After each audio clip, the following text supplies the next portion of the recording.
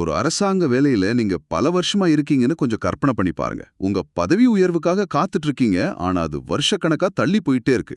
ம் காரணம் இடஒதுக்கீட்டு கொள்கைகள்ல இருந்து ஒரு பெரிய குழப்பம். ஆமா, ஆயிரக்கணக்கான ஊழியர்களோட வாழ்க்கைய பாதிச்ச இந்த நிர்வாக முடக்கத்தை உடைச்ச ஒரு உச்சநீதிமன்ற தீர்ப்பை பத்தி தான் இன்னைக்கு நம்ம ஆழமா அலச போறோம். நிச்சயமா, இது வெறும் ஒரு சட்ட வழக்கு இல்ல. இது பல்லாயிரக்கணக்கான அரசு ஊழியர்களோட வாழ்க்கைய பாதிச்ச ஒரு பெரிய சிக்கலுக்கான தீர்வு. இந்திரா சஹானி வழக்கு, அப்புறம் நாகராஜ் வழக்குன்னு இதுல எல்லாம் பதவி உயர்வுல இடஒதுக்கீடு கொடுக்கணும்னா அளவிடக்கூடிய தரவுகள் வேணும்னு கட்டாயமாக்கிட்டாங்க. குவான்டிஃபையபிள் டேட்டா, அதாவது துல்லியமான புள்ளிவிவரங்கள் தேவைன்னு சொல்லிட்டாங்க. ஆமா, ஆனா அந்த தரவுகளை எப்படி சேகரிக்கிறதுங்கிறதுல தான் ஒரு 10 வருஷமா பெரிய குழப்பமே நீடிச்சிட்டு இருந்துச்சு. சரி, அந்த பெரிய குழப்பத்தை தான் ஜெர்னல் சிங் வழக்கு, அதாவது 2022ல வந்த தீர்ப்பு சரி செஞ்சது. நம்ம இன்னைக்கு அலச போற விஷயத்தோட மையப்புள்ளியே இதுதான். தரவுகளை சேகரிக்கும் போது ஒரு முழு துறையையும் ஒட்டுமொத்தமா பார்க்கணுமா, இல்ல அதுக்குள்ள இருக்கிற ஒவ்வொரு குறிப்பிட்ட பணிநிலையையும், அதாவது கேடரையும் தனித்தனியா பார்க்கணுமா? ஆமா, இந்த ஒரு கேள்விக்கான பதில் தான் எல்லாத்தையும் மாத்துச்சு. வாங்க, இதை இன்னும் கொஞ்சம் ஆழமா பார்க்கலாம். உச்சநீதிமன்றம் இதுல ரொம்ப தெளிவா ஒரு விஷயத்த சொல்லிட்டாங்க. இடஒதுக்கீடு தேவைப்படுதா இல்லையான்னு கணக்கிட தரவுகள் ஒவ்வொரு குறிப்பிட்ட பணிநிலை, அதாவது கேடர் அடிப்படையில தான் இருக்கணும். ஒட்டுமொத்தமா ஒரு பணிக்குழு, அதாவது சர்வீஸ் அல்லது குரூப் அடிப்படையில இருக்கக்கூடாதுன்னு சொல்லிட்டாங்க. ஒரு நிமிஷம், இது கேட்கறதுக்கு பணிநிலை பணிக்குழு ரெண்டுமே கிட்டத்தட்ட ஒண்ணு மாதிரி தெரியுதே. நடைமுறையில இதோட வித்தியாசம் என்ன? இது ஏன் இவ்ளோ பெரிய தாக்கத்தை ஏற்படுத்துது? ஒரு நல்ல கேள்வி. நாம ஒரு பொறியியல் துறைய உதாரணமா எடுத்துக்கலாம்.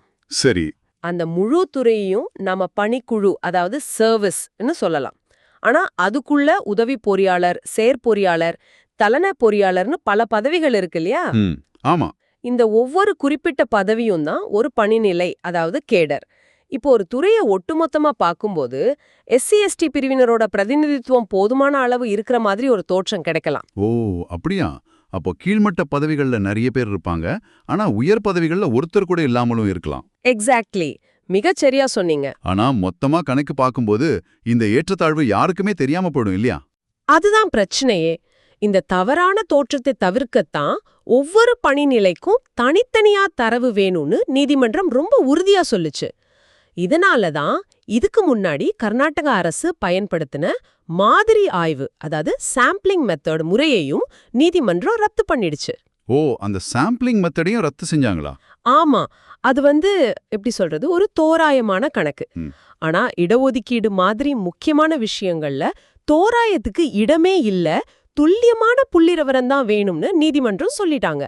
புரியுது, இது உண்ட கடுமையான விதிமுறை தான். ஆனா இத்தனை வருஷமா இந்த பழைய குழப்பமான விதிகளை வச்சு பதவி உயர்வு கொடுத்தாங்களே, அதோட நிலைமை என்ன?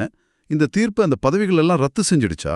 இல்ல, இங்கதான் நீதிமன்றம் ரொம்ப ஒரு மனிதாபிமான முடிவை எடுத்தது. வருங்கால பிரபாவ சித்தாந்தம், அதாவது டாக்ட்ரின் ஆஃப் ப்ரொஸ்பெக்டிவ் ஓவர் ரூலிங் என்ற ஒரு சட்ட கோட்பாட்டை பயன்படுத்தினாங்க. அப்படின்னா எளிமையா சொல்லணும்னா, இந்த புதிய தெளிவான விதி இனிமேல் வரப்போற பதவி உயர்வுகளுக்கு மட்டும்தான் பொருந்தும். ஏற்கனவே பழைய விதிகளின்படி பதவி உயர்வு வாங்கினவங்களுக்கும் எந்த ஆபத்தும் இல்ல அப்படின்னு சொல்லி ஆயிரக்கணக்கான உத்தியோகங்களை காப்பாத்தினாங்க. ஆக சட்டத்தோட துல்லியத்தையும் நிலைநாட்டி, அதே சமயம் தனிப்பட்ட ஊழியர்களோட பாதிப்புகளையும் நீதிமன்றம் மனசுல வச்சிருக்கு. அப்போ இதிலிருந்து நீங்க தெரிஞ்சுக்க வேண்டிய நடைமுறை செய்தி என்ன? நீங்க ஒரு அரசு ஊழியரா இருந்தா, இனி உங்க பதவி உயர்வுக்கான இடஒதுக்கீட்டை நியாயப்படுத்த உங்க துறை ஒட்டுமொத்தமா கணக்கு காட்டாம உங்க பதவி நிலைக்கு, அதாவது போஸ்ட் அல்லது கிரேடுக்கு தனியா தரவுகளை காட்டணும். ஆமா, அதே போல வழக்கறிஞர்கள் இனிமே நீதிமன்றங்கள்ல ஒட்டுமொத்த பணிக்குழு பிரதிநிதித்துவம் போதுமானதுன்ற வாதத்தை வைக்க முடியாது.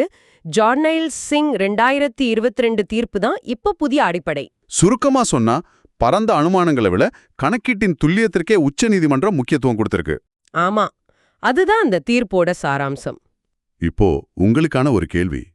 இடஒதுக்கீட்டை செயல்படுத்துவதில் இந்த அளவுக்கு துல்லியமா இருப்பது நடைமுறையில புதிய சிக்கல்களை உருவாக்குமா, இல்ல இதுதான் உண்மையான சமத்துவத்தை உறுதி செய்யறதுக்கான ஒரே வழியா?